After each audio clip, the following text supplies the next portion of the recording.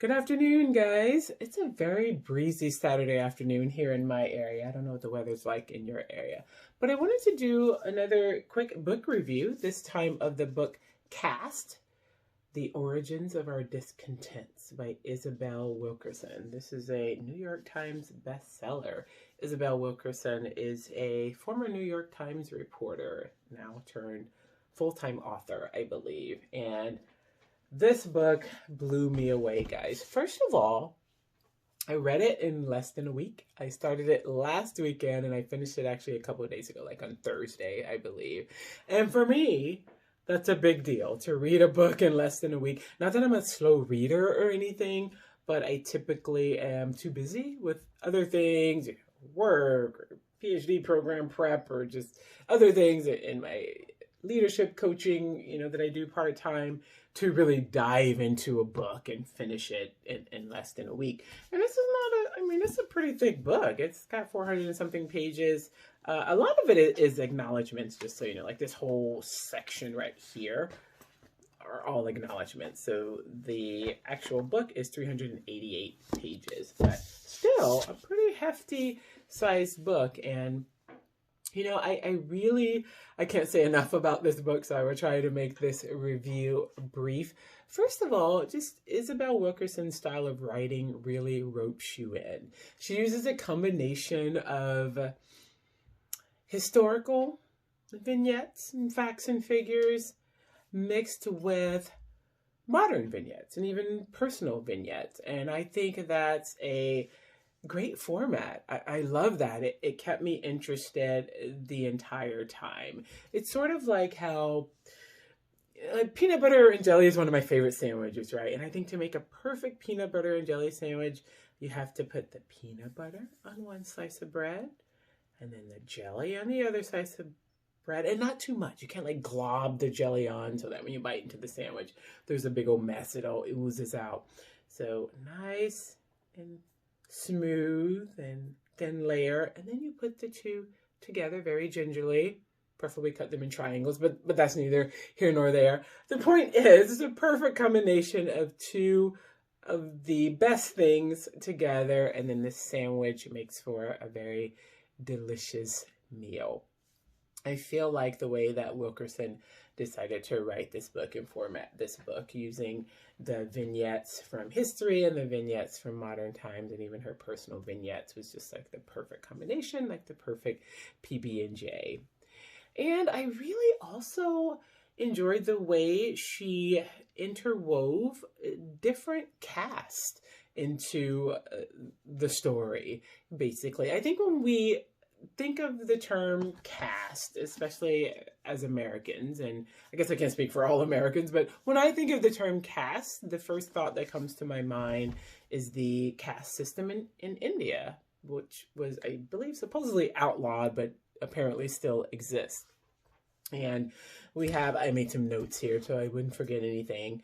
In India, the caste system consists of the Brahmins at the top, who were apparently descended from priest, and then you have the Kshatriya, which are like the warriors, and then you have the Vaisyas and the Shudras, and then at the very bottom you have the Dalits, which are also known as the untouchables.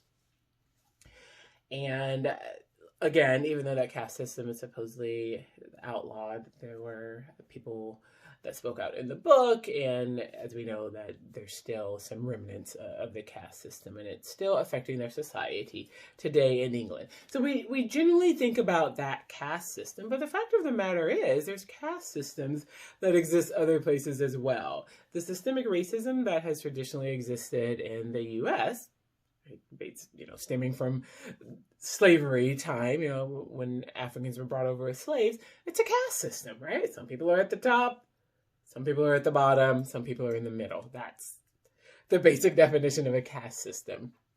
So she weaves that in as well, along with the Indian caste system. And then she also weaves in a lot of information and vignettes from Nazi Germany, because as we know, around the time when the Nazis were when they ruled Germany, there was definitely a caste system where the Jewish people were persecuted and exterminated. So we had the Aryans on top and the Jews were definitely at the bottom. Again, a caste system. So she weaves information and stories from all three of those caste systems together throughout the book, which I think is brilliant. I think it's a brilliant way to format a story like this, a nonfiction book like this.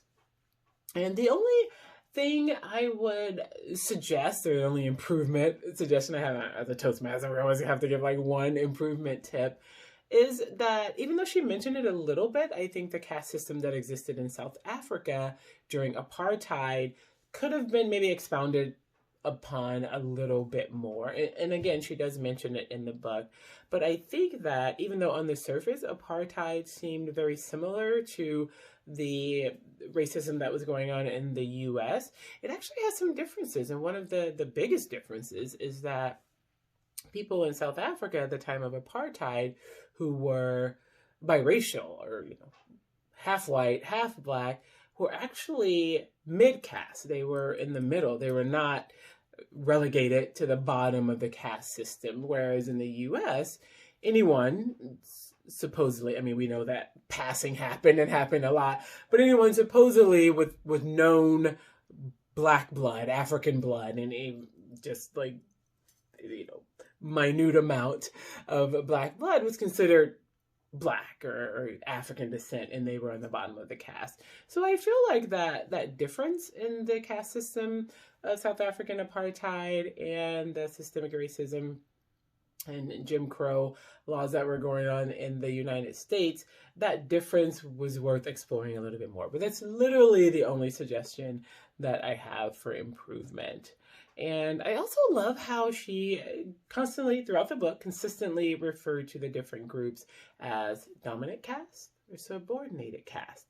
She didn't, focus in on particular racial groups. She didn't constantly say, oh, white people this, black people this, Hispanics this, Indian people this. She said dominant caste and subordinated caste group, which is, it's accurate, right? And it also, it's very clever because it goes a long way towards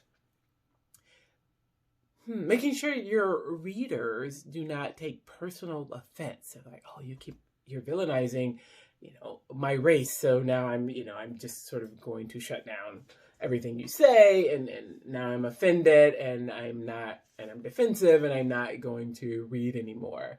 But labeling different groups of people as a dominant caste and a subordinate caste is entirely accurate. No one can even argue with it. Well, they can, because this is America and the time of when facts are still argued, even if they're facts and scientific facts and cited facts and known facts are still argued. So yes, people can argue with anything. But in general, you can't argue that some people are part of a dominant caste and some people are part of the subordinated caste, and then you have the people in the middle. So I really admire the way that she decided to reference the different groups of people. And just the different little stories. I feel like I learned a lot. A couple of things that I learned is when Martin Luther King Jr. visited India at the height of his civil rights work and just his popularity or notoriety, I guess, for lack of a better term, that he was actually really surprised when he visited a school of Dalits, or the Untouchables, and he was introduced as a fellow untouchable from America. Initially, he was very offended. He was offended by that because he thought, oh my God, I'm this great civil rights leader, and I've been doing all these great things. I was invited to your country. I've met with your president. I'm a guest of honor, and I've been introduced as an untouchable. But then he quickly realized that's exactly what he was in America. He was a member of the very lowest caste, regardless of his education, regardless of the great things he was doing and his eloquence and his, all of his great attributes. He was an untouchable. So that was a very poignant, sort of emotional story to read about. And I can imagine how he felt, but then quickly came to terms with that and sort of, put a spin on it, and showing that he had a lot in common with the people he was speaking to, the Dalits. And then also, I wasn't aware until I read this book of the extent of Albert Einstein's work, anti-racism work, way back in the day when it wasn't necessarily popular. So reading about how he escaped Germany as a German Jew shortly before the Nazis took control. So of course he escaped the whole horror that would have befallen him as an educated Jew had he still been there when the Nazis took over. And really, because of that, felt a kinship to the American Black people, and really went out of his way to denounce racism and to become a part of the NAACP and to visit historically Black colleges and universities, to give lectures, and to even teach physics to some of the students there. I wasn't aware of that. History wasn't my favorite subject in high school, but now as I've gotten older, I realize how important history is and how important knowing all of your history is, because they say if we don't know history, we're like doomed to repeat it, right? So that was something else I learned. So it was good just learning different things in the book from history that I didn't know beforehand. And also just her personal stories. Isabel Wilkerson weaves a lot of her personal experiences throughout the book as well. Things like, despite being a professional, highly educated woman with this pretty prestigious job as a New York Times reporter, prestigious lifestyle, and living in good neighborhoods and all of that, how often she was mistaken for the hired help by a repairman who would visit the house. And there's a particularly harrowing account of an experience she had on an airline when a member of the dominant caste was retrieving his luggage from the overhead bin in first class, which she was the only African American in first class at the time, and obviously intentionally really invaded her personal space and acted like she was completely not there and completely invisible as he was retrieving his luggage. And it bordered on assault and even battery, the way he invaded her personal space, and how even though she pleaded for help and looked around for help, everyone else in first class, who were all also members of the dominant caste, did not help her at all and pretended like they didn't even see what was going on. So that was a pretty uncomfortable vignette to read about, as well as some of the juxtapositions of Hitler's rise to power and some of the recent political occurrences here in the U.S. were just really too close for comfort for me. I mean, you see things on social media, and we've been reading things for the last 4 years on social media and comparisons and things, but really reading, something that's based in historical fact and juxtaposing it with modern day happenings and really seeing the glaring similarities was really scary and actually made me a little bit nauseous reading it. So this is not a comfortable read. This is not a warm and fuzzy read. Let me say that as well. It's definitely not warm and fuzzy, but it is definitely important and needed.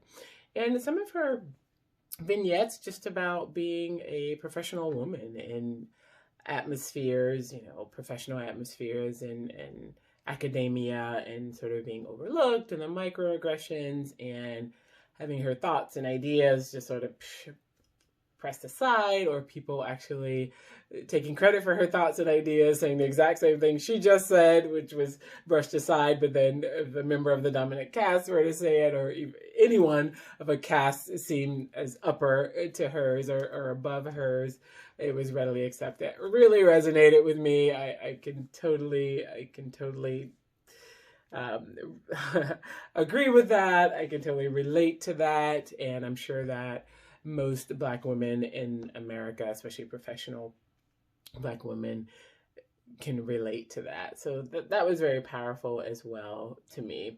So this book is awesome. It is, again, I feel like it's for everybody, important for everyone to read and sort of know how these things originated, how they started, how that really, we always talk about hate, but really power is at the core of a caste system. And there's a lot of financial motives and incentives as well to a caste system.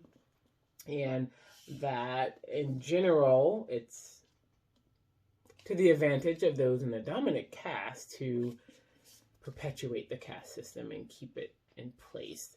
So a super, super important read.